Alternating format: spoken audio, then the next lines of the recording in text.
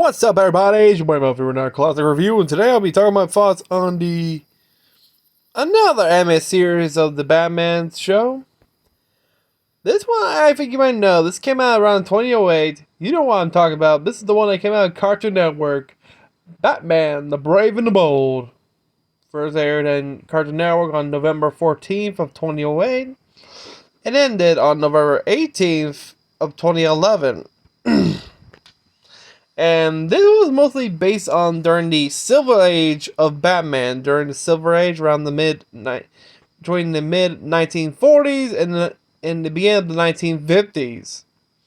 And before we begin, did you subscribe? Did you hit the bell? If so, well, crime fighters, let's see what kind of adventure we into this time, shall we? So yeah, Batman the Brave and the Bold was actually based on the DC Comics series Brave and the Bold, which features two or more superheroes coming together to solve a crime or foil a supervillain.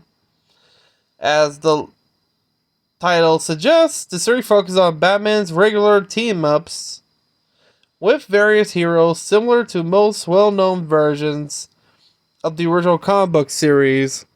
This version has a much lighter, simpler, often comic feel, targeting young viewers more than the character's other series.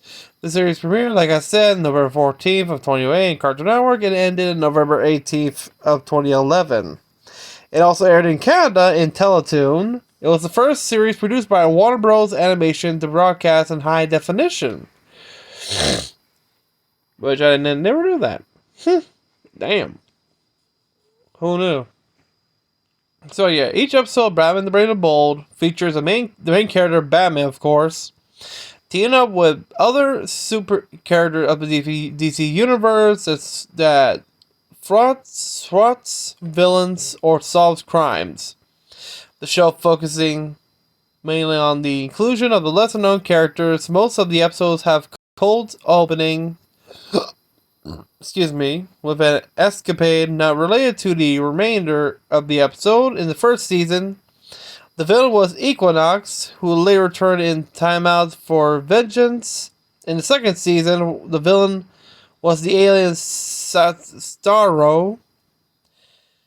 If you don't remember that name, that became the main villain in the Suicide Squad. If you know the movie that came out last year. The big ass starfish, remember? Yeah, that one. During production, the show's creator said if a character cold open appearance was deemed successful, then it may warrant exploring the character further in a future episode main adventure. Batman the Brave and Bold ended after 3 seasons, which consisted in 13 episodes. After it ended, a new show, Beware the Batman, returned the character into a more serious tone. Yeah, I seen it as like CGI, but I didn't like it. I don't know why. I don't know. However, a direct-to-video crossover with Scooby-Doo entitled Scooby-Doo and Batman the Brave and Bold was released in 2018. Which, this was an interesting one indeed. That one I'll review after this, because you might enjoy it. As you know, there have been many casts, like, holy shit, how many casts? Well, folks, buckle up, you're going to enjoy the ride. So, the principal cast, we have Diedrich Bader, who voices, oh boy. Okay, Carl Diedrich Bader, who is best known for his comedy-centered and voice acting-related roles. He appeared in television series regularly, including The Drew Carey Show, American Housewives, and Outsourced. He voices Batman, Bruce Wayne, and Matches Malone, including Kilowog Ace, Owlman, Solomon Grundy, Punch, Gorilla Boss, Batman, his son Damian Wayne Batman, Lord Death Man, Creeper Usher, Caveman Batman, Pirate Batman, Batmancus, Robot Batman, and Musketeer. Jesus. Ugh. Yeah, there's some of these voice actors have to voice a lot of characters. And then we have Jeff Bennett, who voices Joker, the Red Hood, Captain Marvel, Abracadabra, OMAC, Batman's singing voice. Yeah, there was an episode called The Revenge of the Music Meister, which he has the power to make everybody sing and while committing crimes. And literally, it's like a whole big musical episode. That one, The Music Meister. And of course, at the end, we see Batman singing until he defeats the Music Meister with the help of Black Canary. And oh boy, she has a high pitched voice, and Meister has some goody goods for her. But back to that, we have Rubberneck, Jokermite, which is the mini version. Okay, you know Batmite, right? This is Batmite's arch nemesis, Jokermite, that appeared in Emperor Joker. And also the first appearance of Harley Quinn, but not what you think she'll look like. This design of Harley Quinn looks like a flapper from in the 1920s. She's all black and white. Which Batmite has a crush on her, but in the end, she still sticks with Mr. J. Poor Batmite. But at least you have Jokermite to beat the shit out of. We also have Joker Jr., which was a episode. Okay, we read a comic book. I can't remember the name. I read this one. Where what happens after Batman retires, he gives the monologue to Robin, I think it was Dick Grayson Robin, and his son became the new Robin. Spoiler alert, both Bruce and guess who he marries to? Catwoman, like usual. They both die in the explosion of the new museum, presenting the Batman Museum, which they get killed by the son of the Joker. Jesus fuck. Yeah. Well, in the comic, he's still alive. And they're both written? They're both written by Alfred. Literally. Hey, Alfred has his own time. He can't be cooking and cleaning all day. It's all the same. He was voicing Ruben, the Penguin, the Scooby-Doo version, Prez Richards, and El Gaucho, Ultra Humanite, and Starman. We have Curry Burton as Red Tornado, Dr. Midnight, Thomas Wayne, Milton Magnus, Mercury Silver Cyclone, Falseface, Chancellor Gordon, General Zal, Killer Moth, Batman, the Batmanga version, Joker, the Scooby-Doo version, Green Lantern, Alan Scott. We have John DiMaggio as Aquaman, Gorilla Grodd, Faceless Hunter, Black Mask, Tiger Soldier, Typhoon, Emily Ace, Ubu, Black Adam, Tattoo, Pharaoh, Toyman, Vigilante, Hell Grimate, Mr. Freeze, Legionnaire, Captain Boomerang, Owen. We have Will Freddy voicing Blue Beetle. Okay. I have interest in seeing the Blue Beetle movie, but with this idiot rapper, Bad Bunny, hell no. As this villain, I forgot the name of the villain who was buff. He's not buff. I don't know what Warner Bros. Is thinking.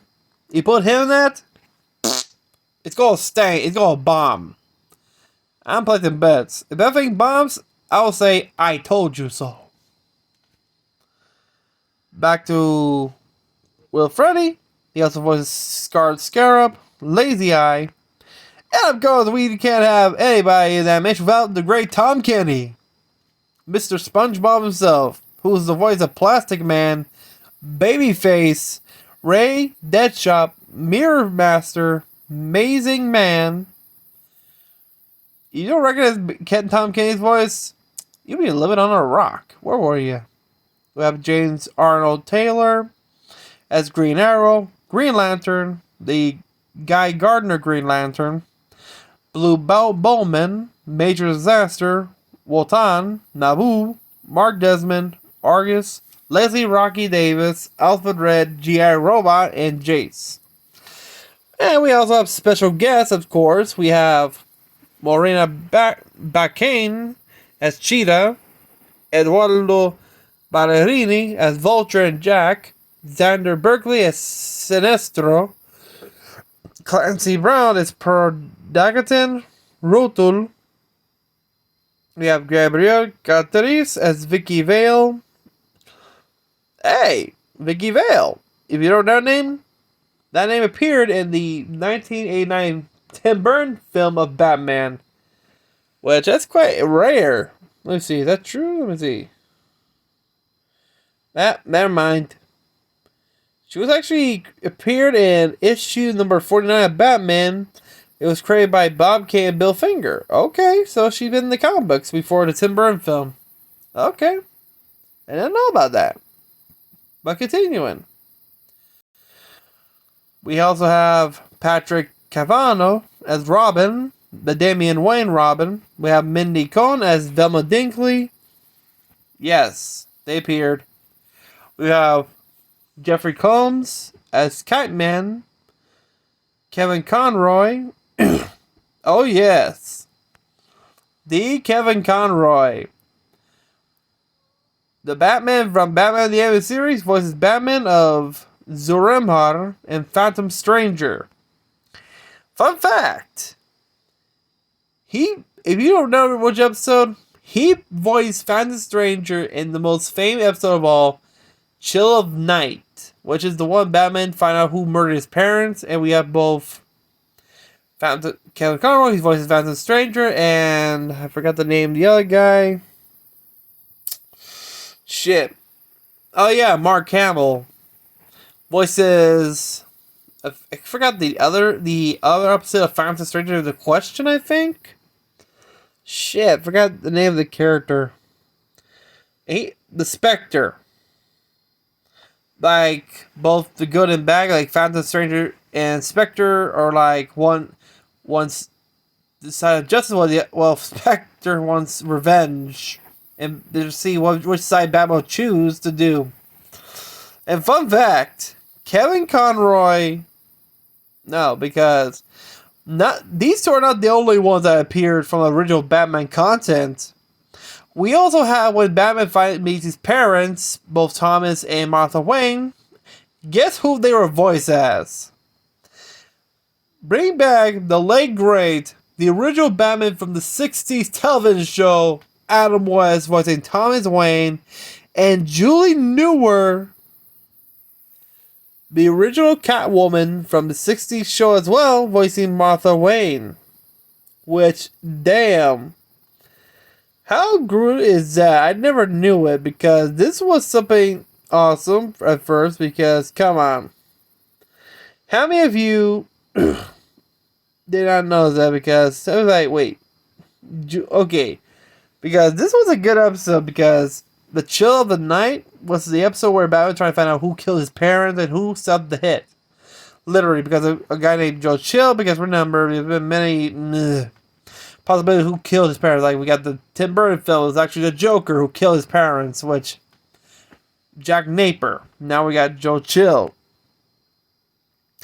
And to me, it's like, wait, you gotta be kidding me. So you have both the Batman and Joker from the animated series voicing Spectre and the Phantom Stranger as the good, the justice, and the vengeance decision of Batman, while you have the original 60s Batman and 60s Catwoman voicing his parents, which is actually pretty damn good and awesome at the same time. I love that, actually. It's actually pretty cool. Also, we have Tim Conway. Rest in peace, the great Tim Conway, man of comedy himself, voicing Weeper. We have Olivia d'Abo as Elastigirl, Diana Delano as Big Barda, Dana Delany as Vilsi Vylar, Michael Dorn. If you don't know that name, you're not Klingon.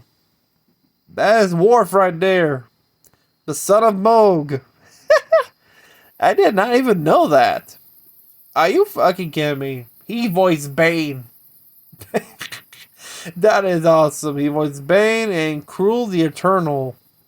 We also have Greg Ellis, aka the Gentleman Ghost, Dr. Fate, Cavalier, Dr. Canis, Huck, Shrapnel, Single Man, Mr. Mind, and Big Head Batman. Holy shit.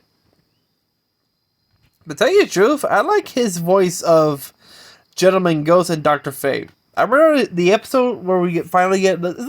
Okay. We have only one Halloween episode. Is the Rise of, I think... What was it called? The Rise of Deadman? What was it? The Rise of Deadman, right? I can't remember the name. Let's see. Yeah, The Dawn of Deadman. Where Batman is trying to chase Gentleman Ghost. And guess what happens? Gentleman Ghost ends up knocking out Batman. And he puts him in a coffin and buries him 6 feet deep. And so Batman tried to survive. He managed to use a type of meditation. Which of course puts him in cautions. Which of course becomes a ghost. Which of course he meets the so-called Reaper, aka Deadman, who introduced himself as a dead acrobat who died during a performance at the circus, which Batman is still hunting. Is on his case, finding his killer. Which, of course, during their time trying to find Gentleman Ghost, that's when Batman sees the light, and guess what he sees? His parents waiting for him in the light. Which, of course, when Deadman says, "You see the light?" The reason Deadman doesn't see the light because he has to do a deed so he can see the light. Of course, it also features Green Arrow and Speedy. And this episode's pretty good because it's like a Halloween episode to see Gentleman Ghost as the main villain here against a ghost Batman. And we see Batman, I think Batman possesses Speedy while Green Arrow's trying to pretend to be him, which Speedy's being possessed by Batman freaks him out. And there was a narrative where they fought alongside Sherlock Holmes, which I can't remember the episode of the episode. Let me try to see. Because this was the episode where they featured both Sherlock Holmes and the demon. I forget his name. When did we see a living... I think this was before... when Gentleman Ghost was executed. They're in Victorian London. Shit. I forgot the name of the episode. But yeah, it was the episode where... Fuck. You know what, people? If you know what the episode is, comment down below because I'm trying to remember. Plus, I don't want to make this video longer because if I'm going to take this longer, it'll be like 40 minutes. So, holy shit, you need popcorn for this. I mean, literally. And you have a whole lot of... And we still have to go through a whole cast list here. Oh, cast list? I mean a whole cast list right here. Wait. If I find the actor who voices Sherlock Holmes, I think that will help. Don't you? Let's see. But who voiced Sherlock Holmes? I'm doing this for you a favor, people, because, hey, you want a 40-minute video? Trust me, you don't. Jesus fuck. Well, people, there's a lot more, actually. Rest in peace. Fuck. But yeah, back to us. Okay, people. It's gonna be a lot longer, but tell you the truth, let's skip all the voice acting. Oh wait, there's one thing that you didn't know that another star. The last name that appeared was Weird Al Yankovic as himself and Mr. Star, which I did not know that. That Weird Al was in Batman. Well, no shit. You can't have Pogo without him, what do you expect? Oh, boy. But yeah, what was the name? I think it was Astaroth, I think. Yeah, I think it was Astaroth, yeah. But I'm trying to figure out who voiced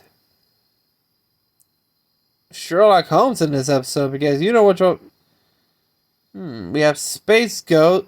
Space Ghost? Really?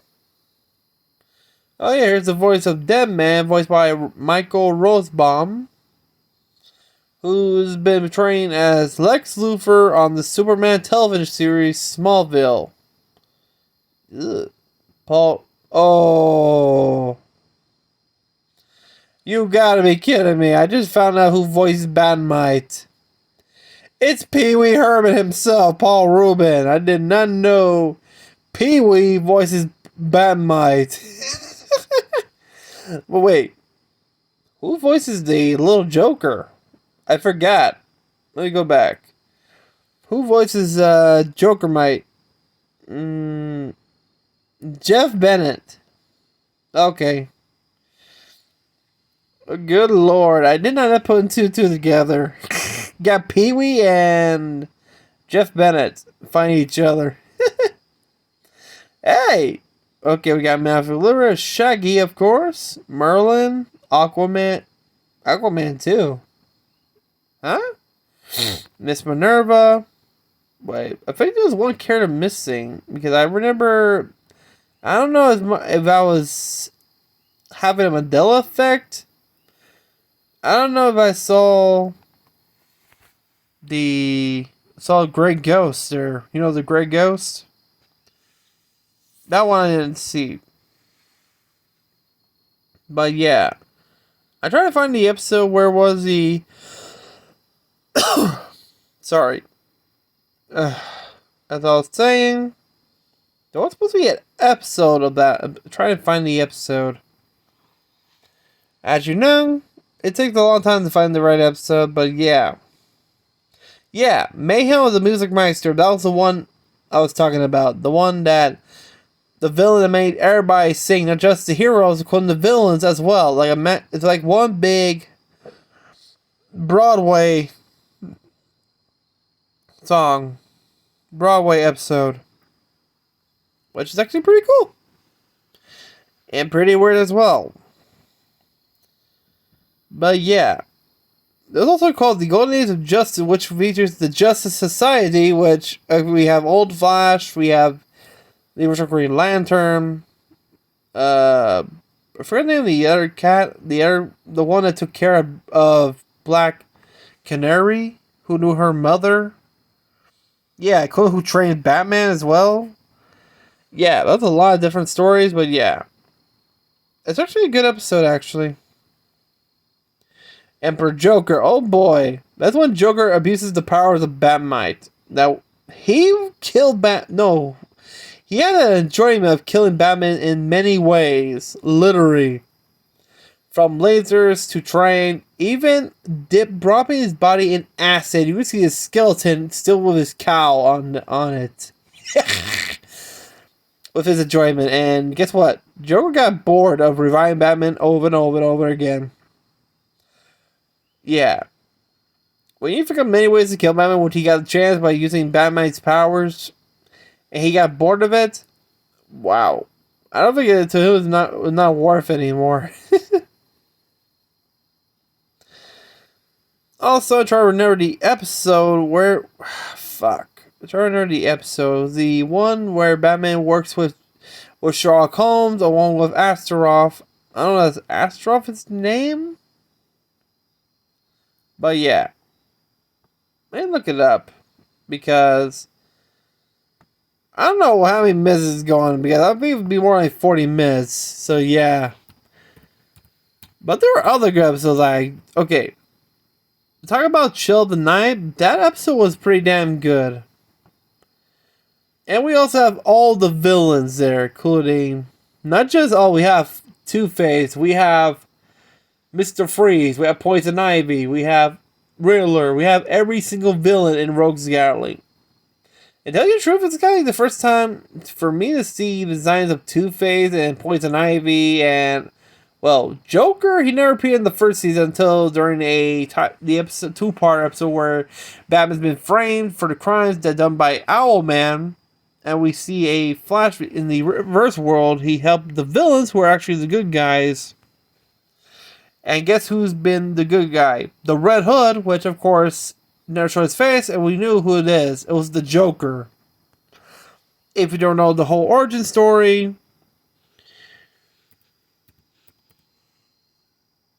It was the one where he appeared. I think I've called the episode. Let me see. Shit. Trials of the Demon. That was the episode. Trials of the Demon. That was the one that Batman works with Sherlock Holmes. And that was back in 2009. Shit. Really? 2009? I thought it was more later.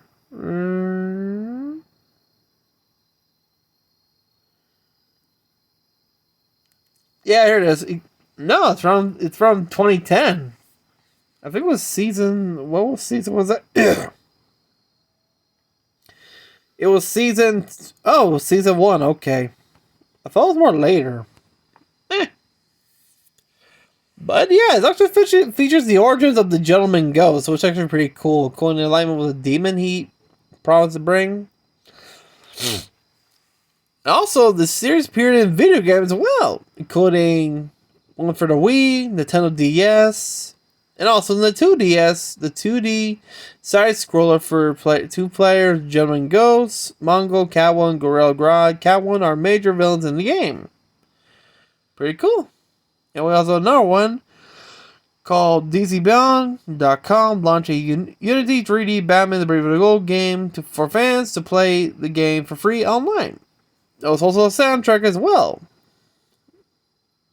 And boy, there's a whole lot of projects here, I tell you what.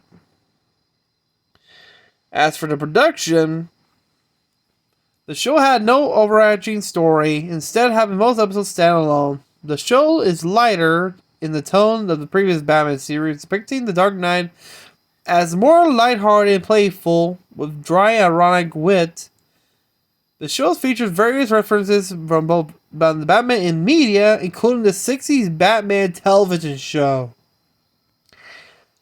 Well, no shit. When you see the opening credit, it looks like someone from the Batman show. It's about jazzy music. Okay, yeah, you get the reference because in the opening of Burning the Bullet has that jazzy intro, while in the 60s has a psychedelic dun dun dun dun dun dun dun dun dun dun dun Batman. Which in the other one is like dun dun dun dun dun dun dun dun dun dun dun dun. I think it's like a room say Batman the Brave and the Bold, but with more of an instrumental theme like that. You can see the similarity, but different musical tone theme there. While the tone is lighter, the series touches on subjects of death, such as examples with the retelling of the murder of Thomas and Martha Wayne, in the hands of Joe Chill, in the death of the Silver Age Blue Beetle,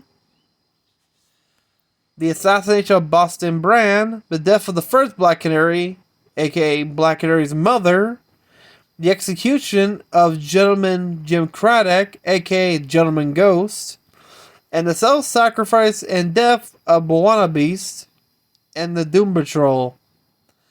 Oh boy, yeah.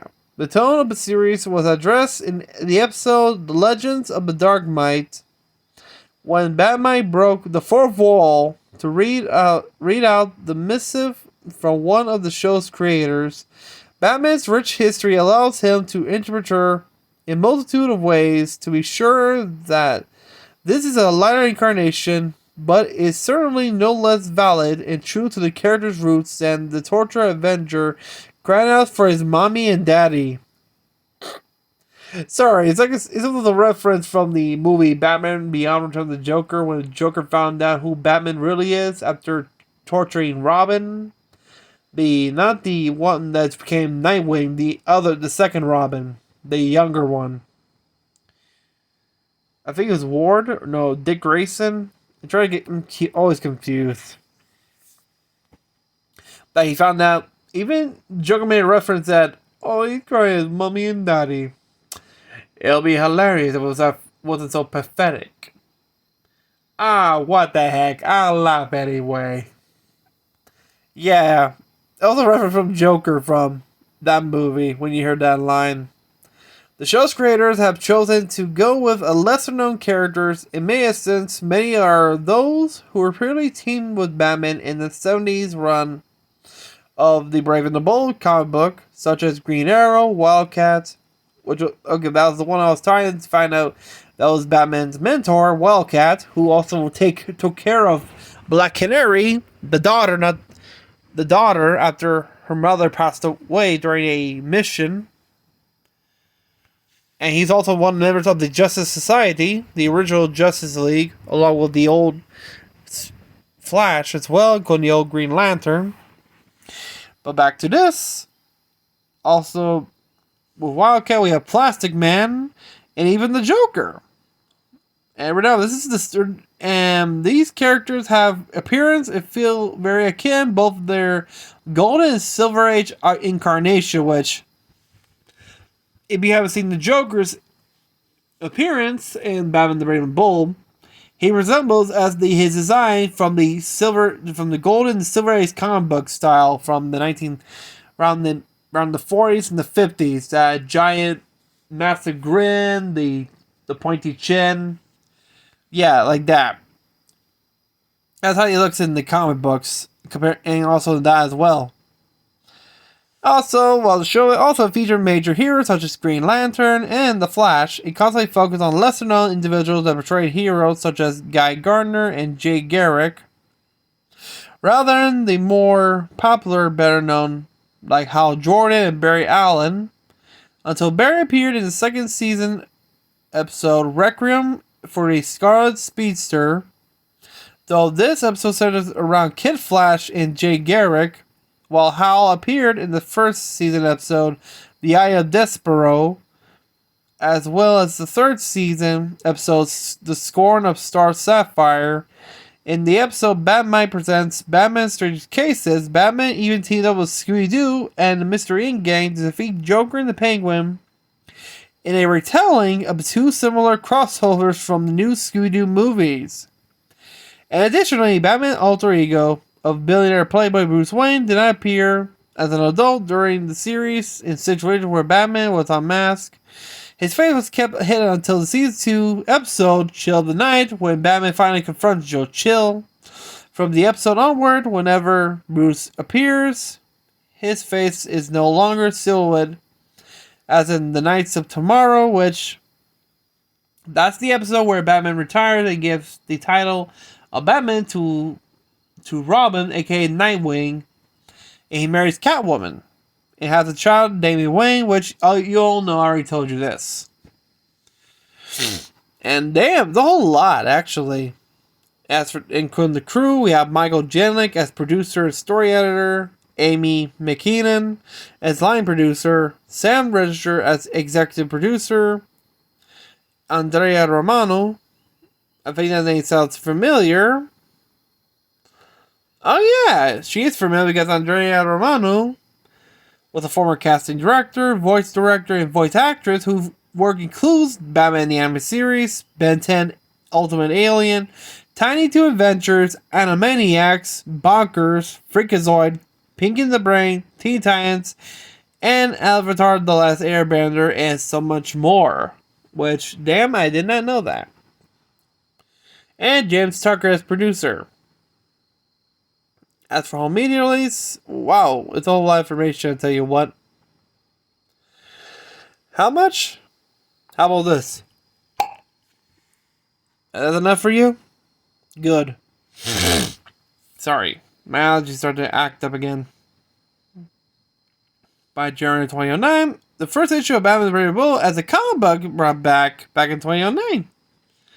And the comic book follows the same format as the show, including... damn allergies.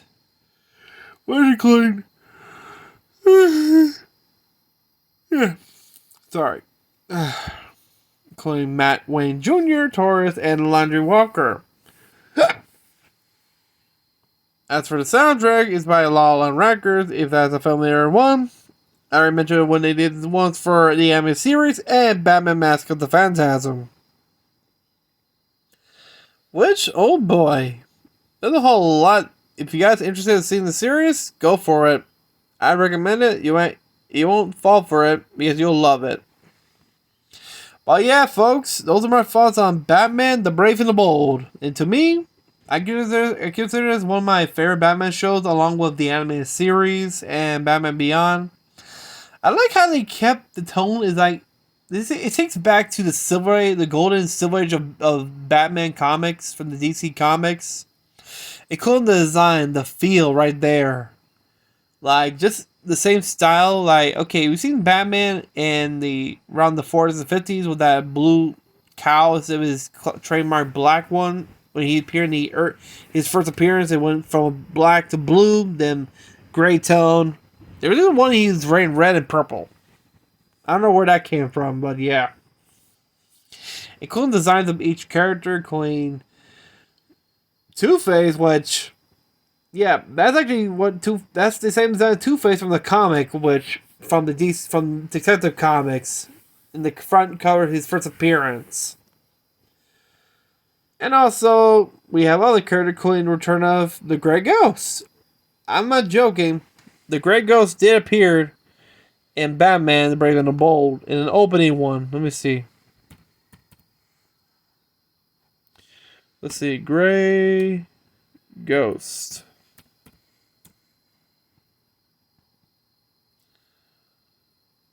Nope, never mind.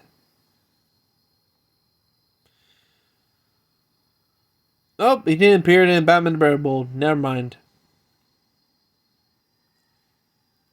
Weird.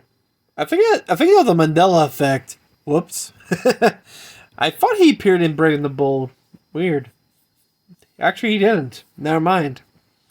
That's kind of weird. But yeah, back to here. But yeah, folks, if you were a fan of the show, if you've seen the back when it was during its run from 2009 to 2011, no, 2008 to 2011. Oh, great. Now I'm still confused. Really? What?